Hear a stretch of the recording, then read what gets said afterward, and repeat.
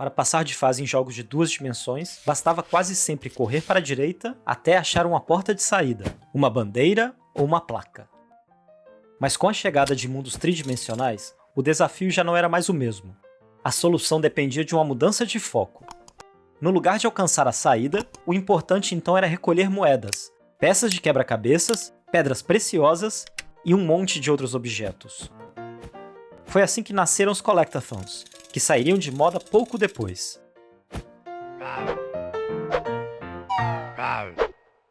E apesar de quase esquecido, o subgênero ainda passaria por um renascimento, em boa parte graças aos jogos indies. Durante esse renascimento, um desenvolvedor brasileiro teve uma ideia para deixar a sua contribuição. Eu sou Carlos Maestre, e esta é uma análise de Raku Venture, com comentários de Diego Haas, criador do jogo.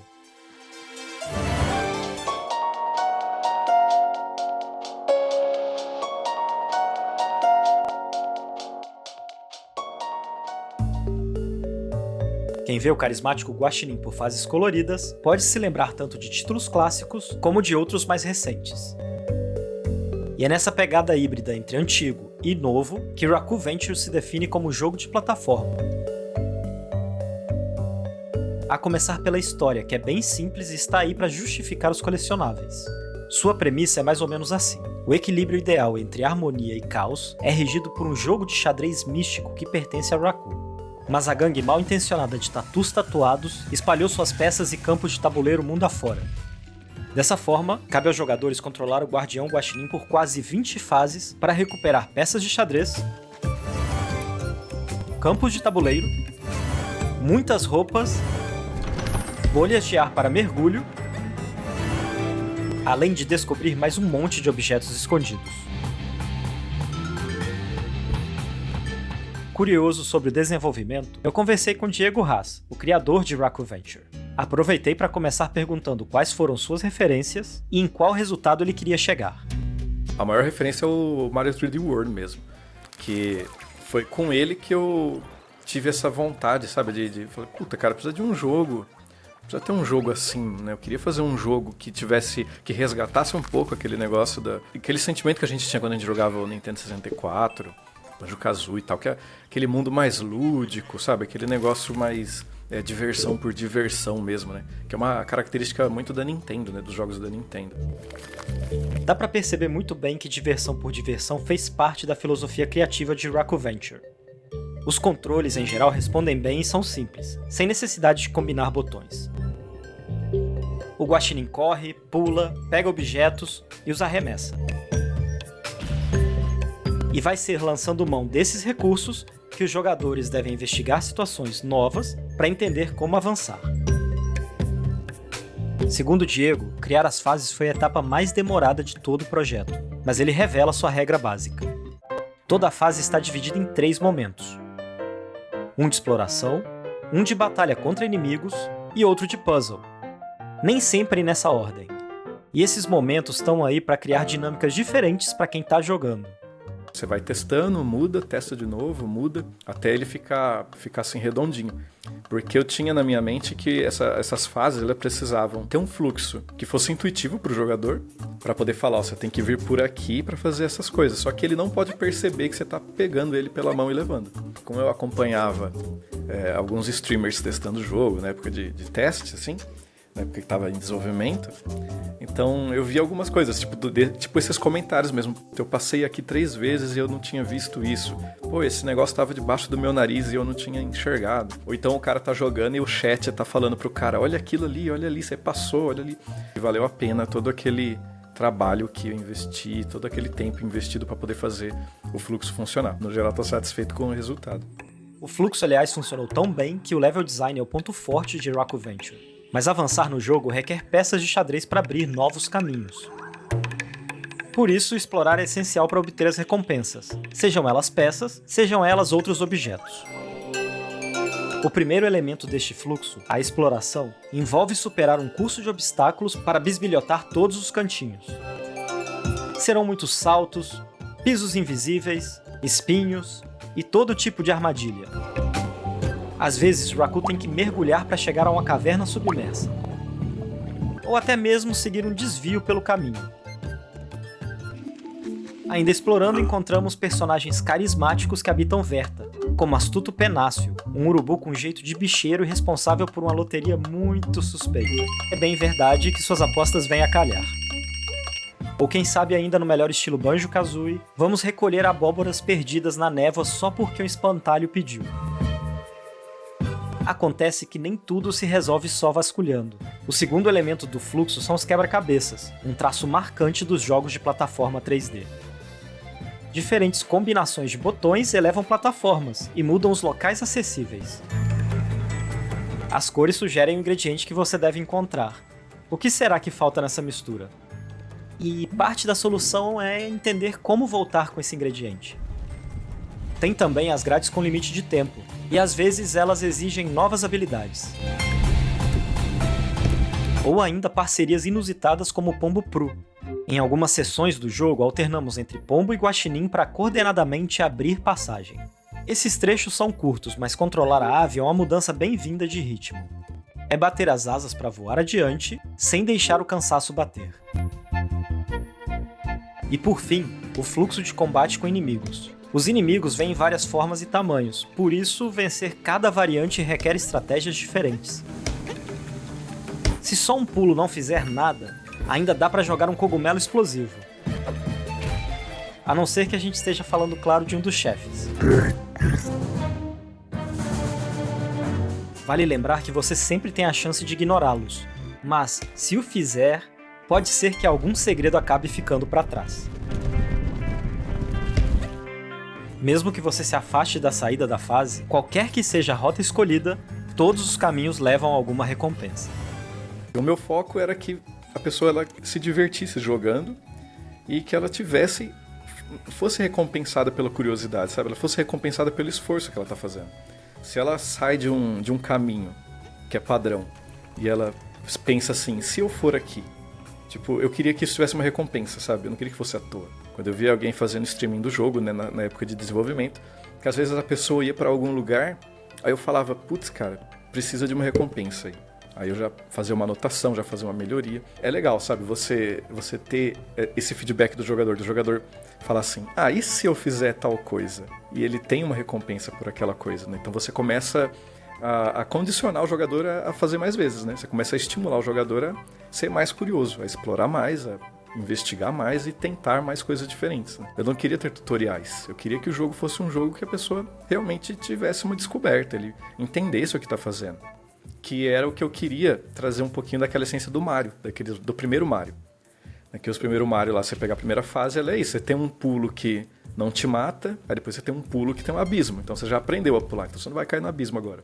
Aí depois vem o inimigo, o jogo não vai te falar onde tá, você vai ter que sair caçando. É um negócio de intuição, o cara vai ter que apertar o botão e ver o que aconteceu, sabe? É isso que eu queria, sabe? Eu queria que, vamos trabalhar um pouco a cabeça, trabalhar um pouco o raciocínio e, descobrir o que tá acontecendo. Quando o jogador descobre por si próprio ali o que aquilo faz, é um momento de eureka, assim.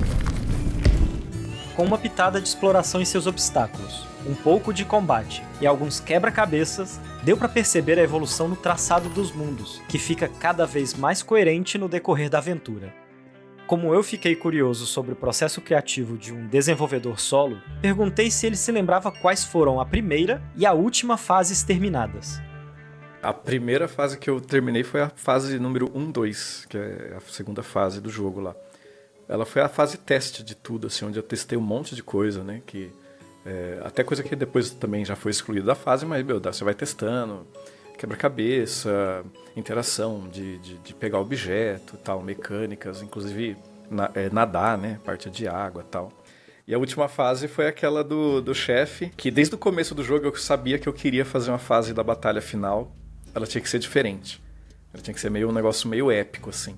Porque ali sim, é uma fase que é diferente, porque é uma fase chefe, né? Não é um personagem chefe, né? A fase inteira ela funciona como um boss. Então ela é uma fase que é difícil, que é diferente, que ela muda tudo ali. Foi mudando o processo porque eu gosto de trabalhar no papel, né? Então eu começava sempre desenhando as fases no papel. Então dentro desse esqueletinho eu começava a ramificar as opções, né? Só que aí, conforme o tempo foi passando e fui fazendo mais fases, eu fui percebendo que no papel funciona algumas coisas, mas no 3D, quando a gente coloca lá o gray boxing da fase no 3D, começa, assim, abre um leque de opções muito grande, porque no papel, querendo ou não, por mais que você trabalhe ali a criatividade, faça anotação e tudo, é no 3D mesmo, na fase blocagem ali, de que você está fazendo a fase, que você começa a perceber jogo de câmera, lugares que você consegue colocar um item escondido. Então aí você vai sentindo, né, o negócio, você faz o test drive ali, né? Comecei a usar mais desse artifício quando eu fui desenvolvendo as outras fases, né? Aí eu esquentava um pouco menos a cabeça no papel e nos puzzles de papel, porque às vezes dá uma travada, né? Dá um bloqueio criativo, né? Porque é muita coisa para ser desenvolvida, né? Então eu fazia aquela blocagem 3D que eu tinha feito ali mais ou menos no papel, jogava lá e começava a andar. Começava a jogar, né? Começava a andar, começava a testar, e aí começavam a surgir ideias, né? Por isso que a gente tem muita coisinha assim de câmera, que você vê que a câmera dá uma dica bem sutil, aí você fala, eu passei aqui 3 vezes e não tinha visto isso aqui, agora eu vi. No lançamento, mesmo com tantas ideias boas, a barra do desafio estava alta demais. E foi por isso que as críticas implicaram com um ponto específico, a curva de dificuldade bastante acentuada. O agravante é que o jogo penaliza toda a morte com a perda de moedas. Numa fase difícil, as moedas vão embora rapidinho, e uma vez sem elas, os pontos de checagem são perdidos. Mas depois de um mês e algumas atualizações, o jogo não só estava repleto de muitas e muitas moedas para pegar, mas o desempenho também melhorou. Como eu sou um desenvolvedor solo, eu não tenho muitas pessoas para testar, né, muitas referências, e o que acaba acontecendo é que aquelas pessoas que estão testando meio que desde sempre o jogo, e elas estão virando pro players daquele jogo já. Com o feedback, né, que recebemos aí da comunidade, tudo, dos veículos dos jogadores, eu pensei assim, vou dar uma aliviada para poder equilibrar um pouco. Então foi algumas pequenas mudanças que foram melhorando o gameplay, né? Até o auxílio de pulo. Pô, no Crash tem um negócio que funciona, que é tal. Então aí eu fui procurar, falei, cara, legal, dá para fazer e eu acho que vai ajudar mesmo, né? Então, tanto que tem a opção para desligar. Falei, eu não quero usar isso, você pode desligar, né? É o que eu sempre falo da questão quando as pessoas perguntam da dificuldade do jogo, né? De ter a escolha de dificuldade ou não. Eu não queria fazer essa escolha de design, eu queria que essa dificuldade ela fosse intrínseca já no jogo, que fosse o jogador que escolhesse. Então, se o jogador ele quer só jogar de boa, ele vai lá e passa a fase, que é fácil de passar. Se ele quer uma dificuldade um pouco maior, ele vai encontrar todos os pisos, né, todas as peças, né, essenciais para poder passar, para poder completar e atravessar lá, para poder liberar uma nova área. Se ele quer um pouquinho mais de desafio, ele quer achar todas, ele quer fazer 100%, encontrar skin e tudo. Agora, se ele termina o jogo e falou, cara, eu sou bom nesse jogo, eu quero um desafio maior, daí ele vai lá e vai procurar todos os sacis. Falta falar da ótima trilha sonora, que é surpreendentemente original, e parece ter sido feita pelos músicos David Wise ou Grant Kirkhope, mas mérito ao trabalho musical neste caso de Diego e Lucan Peixe. Os temas inserem os jogadores no cenário que está na tela, sem ofuscar a ação, exceto o heavy metal que aparece nos chefes.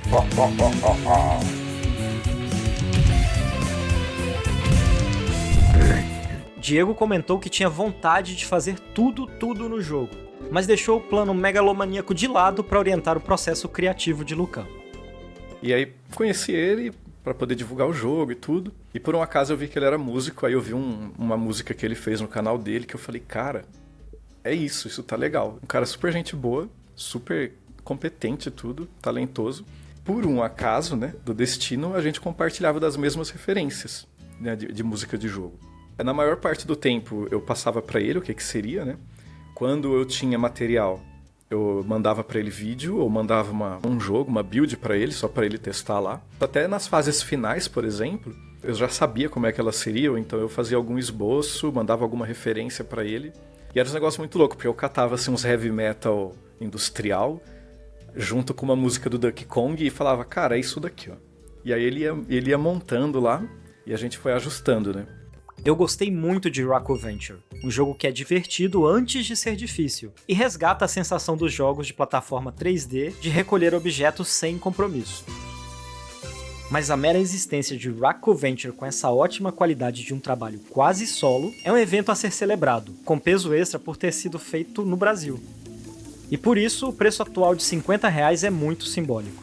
Caso a dificuldade pese quando você estiver jogando, faça como nos bons tempos de Super Mario 64. Desligue o videogame e volte com a cabeça descansada no dia seguinte. É sempre muito incrível perceber algo que antes parecia não estar lá, e Raku Venture é esse tipo de jogo.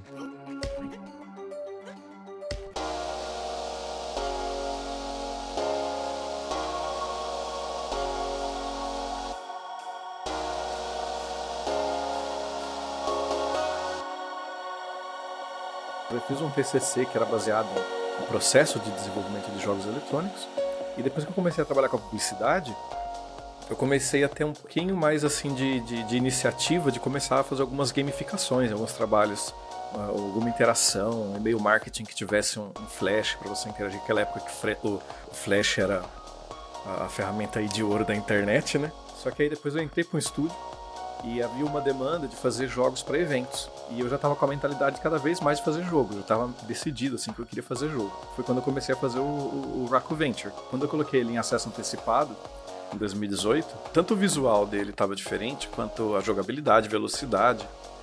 Tava tudo assim, bem cru mesmo. Foi aí que eu lancei um vídeo no Facebook, num grupo de Facebook. E aí eu vi que o pessoal começou a gostar tal, e eu falei, pô, cara, acho que tem um potencial. Eu postei sem pretensão nenhuma lá, sabe? Tipo, vou postar, só pra dizer que tô fazendo alguma coisa. E, cara, coisa de 2 horas, assim, que eu fui ver depois, tava com 600 curtidas, um monte de comentário. Daí eu comecei a ir atrás, fazer site, fazer página, tudo pra ele. Aí de 2018 eu comecei o processo com ele, fazendo uns freelas pra poder pagar os boletos e trabalhando em paralelo e tal. Tô nessa parte agora entendendo, né, como é que tá sendo a recepção das pessoas, das mídias e tal, porque estava sendo muito martelada a questão da dificuldade, agora deu para perceber que parou um pouco, entendendo quais polimentos ainda eu preciso realizar no jogo. Eu tô gostando, agora eu tô gostando um pouco mais.